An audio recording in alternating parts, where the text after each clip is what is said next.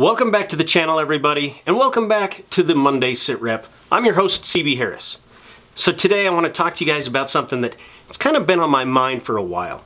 Now, this isn't something that I can point to like a news story or an article or anything like that, but at the same time, it seems like it's around us every day. It's all over the place. That is, how do we have the gun discussion? How do we have that debate with somebody, especially if they're an anti-gun person?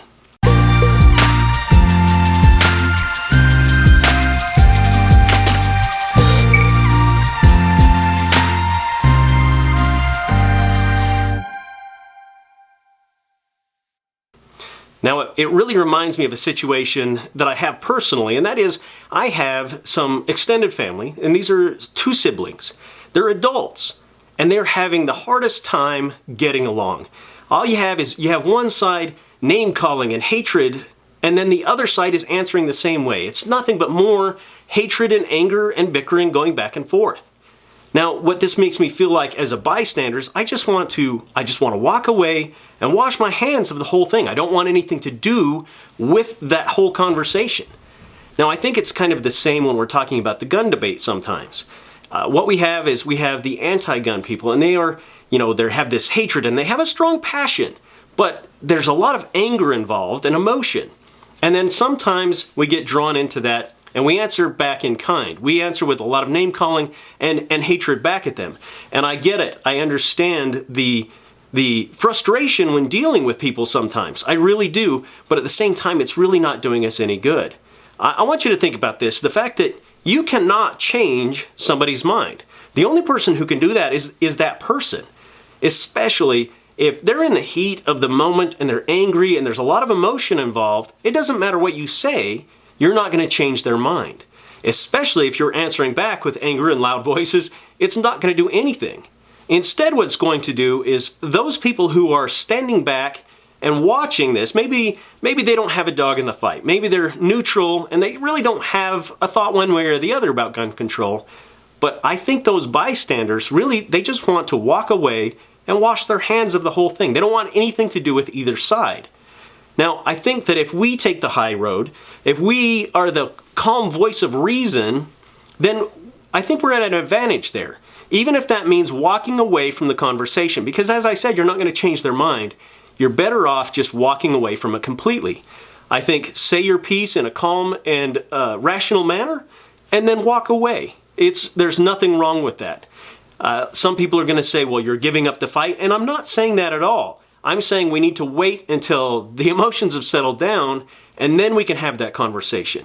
But at the same time, these bystanders see that, and I think that our argument immediately sounds more logical and more rational because we're logical and rational.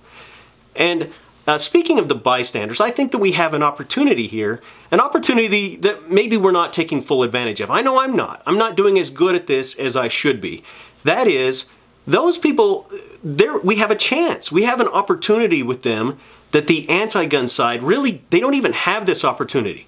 We can take them out and show them that shooting can be safe, it can be fun, and it's not something, guns aren't something they have to be afraid of. They're not some scary thing. We can give them a personal experience. What can the anti-gun show? Can they throw some stats at them? Can they send them to some news articles and some stories and videos? That isn't a personal experience. And I tell you, a personal experience will outweigh stats any day of the week. If we can show them that and they can say to themselves, well, I remember going shooting and it was fun and it was safe and there was a logical reason behind owning a firearm. We can convert them over to being not on the fence, but on our side of it. Maybe they won't be a full-fledged gun owner and waist deep in the gun debate anymore, but at the same time, they might be. And even if they're not, if we can show them that it's safe, then that argument is a lot more logical to them. Now, I think we need to start with our own children. If you have kids, talk to them. Make sure that they understand that guns aren't necessarily something they need to be afraid of. They need to have some respect for it, and they need to know that they're not supposed to seek out your firearms if you're not there.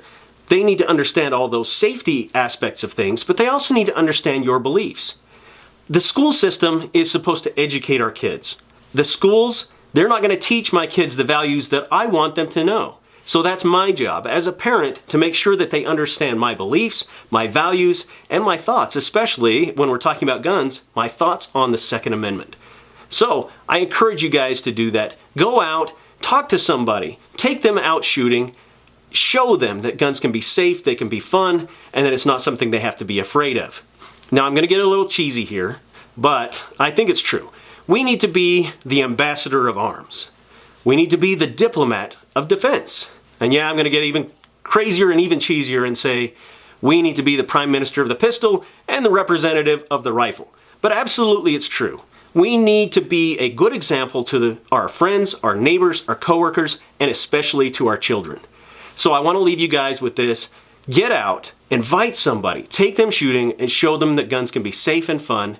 And above all else, take care and be safe.